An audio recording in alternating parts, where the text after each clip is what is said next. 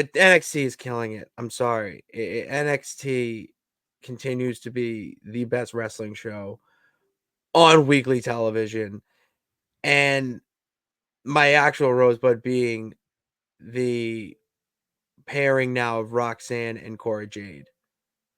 I'm a big fan of pairing them together Mm-hmm. because what else? Like Roxanne has shattered every ceiling.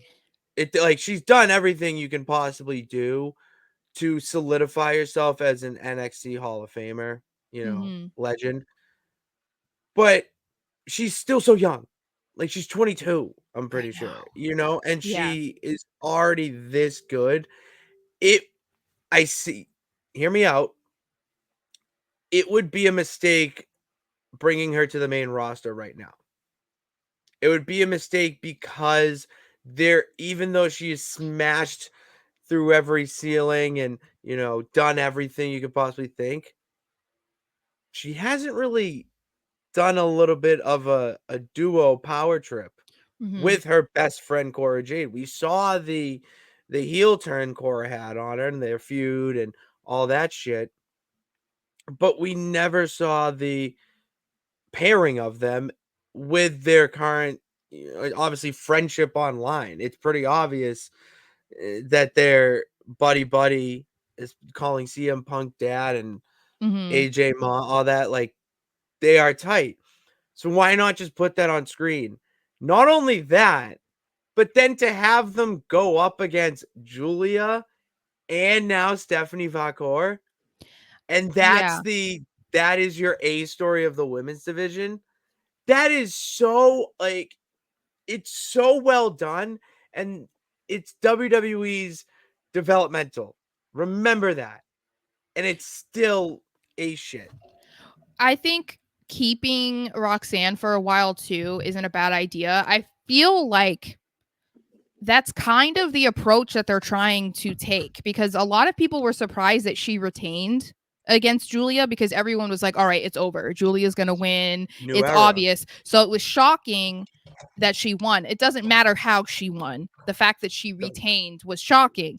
But it reminds me of the conversations that we've had about Carmelo Hayes and Braun Breaker. Everybody thought they were going to be drafted to Raw or SmackDown a year before they were because it felt like for both of them they had already done everything that they could possibly do in NXT. But then they went on some of the best runs of their career, both of them as heels. Obviously Mello spent most of that last year going against Trick Williams, and then we saw the heel run by Braun Breaker, which led to what he's To doing. this. To Yeah, this. yeah, which led to what he's doing on Raw right now. So it feels like that's kind of what they're going to try to do, and I think it's better because when we look at the NXT call ups of the past, some of them were called up way too early. And it's why a lot of them flopped too. It's not just because, Vince didn't book them well. That's a significant factor, obviously. But then it's also like they might have been hot for a little bit in NXT, but it hadn't been sustainable where you could be like, okay, no, they're over enough with the crowd universally, not just the NXT audience, but the entire WWE audience, that will be maintained once they go to Raw and SmackDown. And I think that's the right way to approach it with somebody like Roxanne, and they have the benefit of her being so young because it's not like, oh, she's already 32, and she needs to go up on the main roster if she wants to have a longer career, blah blah blah, we need to push her forward. That's not the case. You could even say No. the same thing with Cora's young as well. So yeah, I think that she's probably going to be down there for a while. She might not even be called up in the next draft. We don't know. We'll have to see. But I think it's a good idea. And they need that star power right now in NXT because they got rid of such a big batch in this past draft. They need some of these girls to stay down there for a bit longer. Yeah, Vince would change call ups characters and they didn't need Yes. to. Yeah. That by her having more time in NXT and developmental, that You don't need any of that. There's no change. It just goes up a next step. People already know who they are, which was Vince's biggest issue by changing the character. No one Yeah. would know who they are, so I have to change them into something that people are gonna know. But everyone Well, and knows that Roxanne Perez, and everyone knows Cora Jade.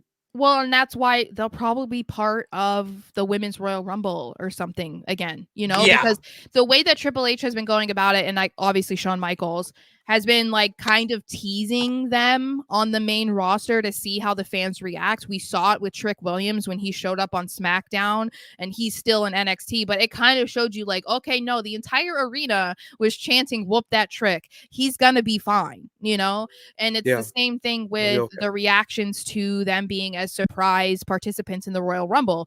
Based on those reactions, you're like, oh, okay, because Tiffany Stratton was on there, and I forget who else was a part of the Rumble before they were called up, but I think that's a smart Roxanne move Perez. too, because that can kind of tell you too, from the audience perspective, if they're ready to be called up. It doesn't matter how great they've been in NXT, but if the audience isn't ready to embrace them in one way or another, then it's probably Mhm. smart to keep them away for a little bit.